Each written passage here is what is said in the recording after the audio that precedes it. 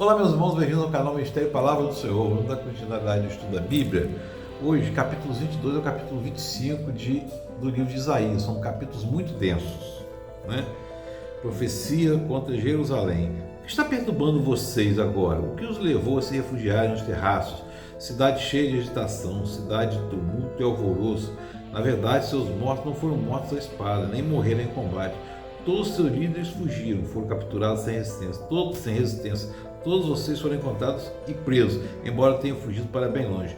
Por isso eu disse: afaste-se de mim, deixem-me chorar amargamente. Não tentem consolar-me pela destruição do meu povo. E aqui, minha irmã, a gente vai perceber aqui que Jerusalém, Judá foi capturado em três etapas pela Babilônia, né? Levou líderes, levou generais, depois levou o povo, né? Muito provavelmente aqui, isso aqui pode ser o cerco final de Jerusalém pelos babilônios em 588 até 586 a.C. Mas também é possível que faça referência ao rei da Assíria, Senaqueribe, naquele momento lá, em 701. Existe uma certa controvérsia nisso aí, uma certa dúvida, né? E aqui, quando faz que a morte não foi por espada, né? Não foi por espada, pode ter sido aqui talvez morte pela peste, né? Pela peste, porque Jerusalém ficou sem água, né? E aí a situação de gente ficou terrível, e por fome, né? Isso tudo foi causado na época pelo cerco babilônico realizado de Jerusalém em 586 a.C. Naquele dia vocês olharão para as armas do palácio da floresta e viram que a cidade de Davi tinha muitas brechas em seus muros.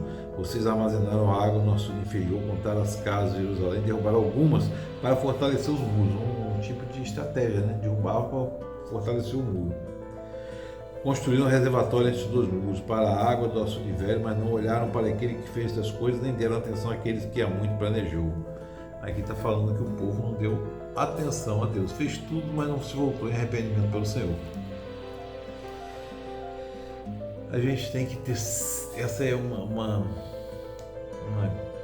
acho que é uma virtude, é uma graça dada pelo Senhor, o arrependimento. O Espírito Santo é uma misericórdia de Deus, é uma pessoa misericordiosa na nossa vida que nos faz enxergar o erro e nos arrependermos, né?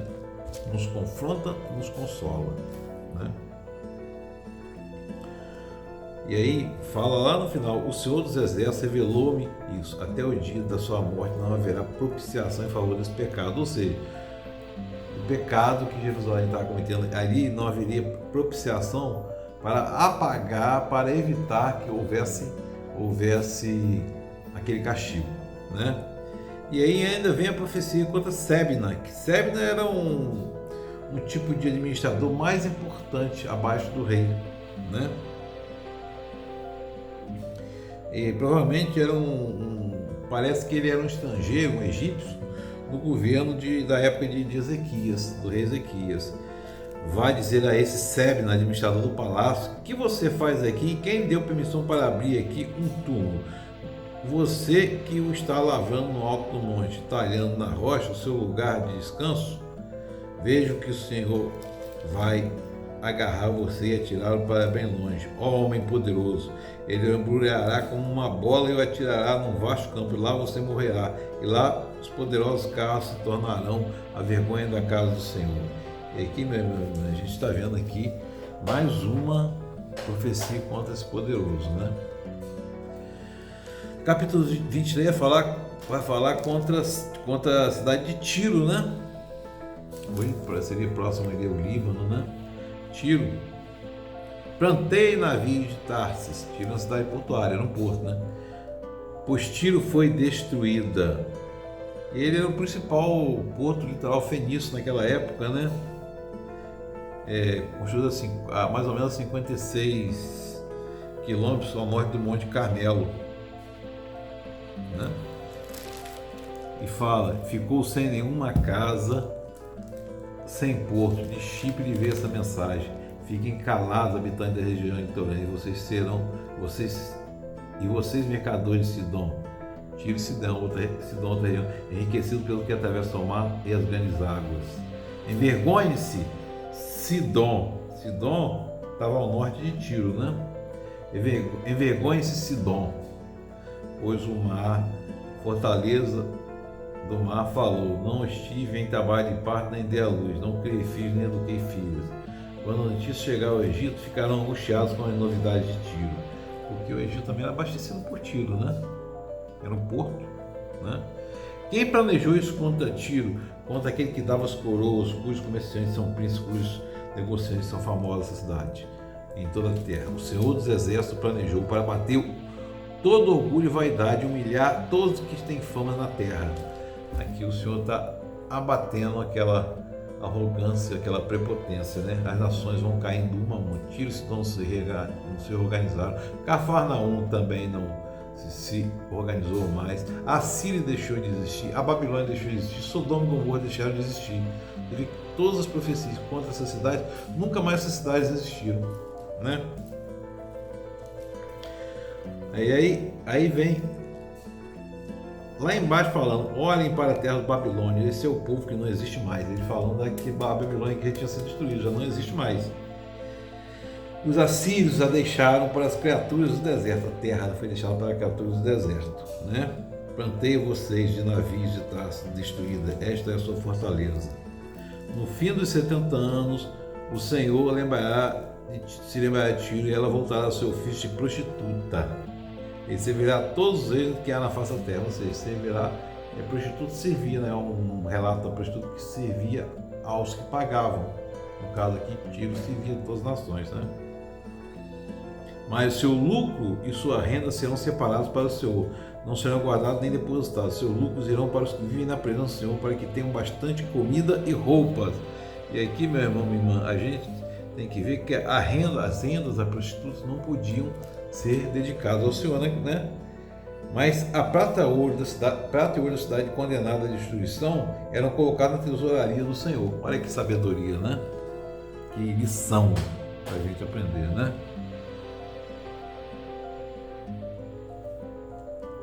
A devastação do Senhor na terra. E aí a gente vai observar que terrível também. Vejam, o Senhor vai arrasar a terra e devastá-la, arruinará a sua superfície, espalhará seus habitantes. Será o mesmo para o sacerdote, o povo, para o Senhor, o servo, para a senhora e a serva, para o vendedor e o comprador, para quem toma emprestado, para quem empresta, para o devedor e o credor. A terra será completamente arrasada, totalmente saqueada. Vocês veem aqui que não há distinção aqui, não importa a classe social, não importa o conhecimento que tem, todos serão arrasados. Quem falou esta palavra foi o Senhor. A terra seca-se e murcha, o mundo definha e murcha, definham os nobres da terra. A terra está contaminada pelos seus habitantes, porque desobedeceram a lei do Senhor. Olha que palavra duríssima. A terra está contaminada pelos seus habitantes, porque desobedeceram os mandamentos do Senhor, né? Por isso a maldição consome a terra, por isso os habitantes da terra são consumidos pelo fogo. Isso aqui é uma palavra de juízo terrível também, né? A gente está vendo aqui,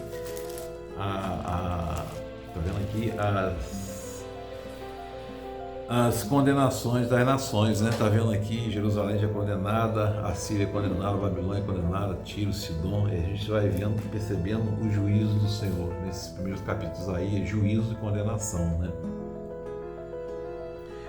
E aí vem interessante a gente observar: naquele dia o Senhor castigará os poderes em cima dos céus e o reino embaixo da terra. Está falando de quem em cima? Satanás e os anjos caídos, né?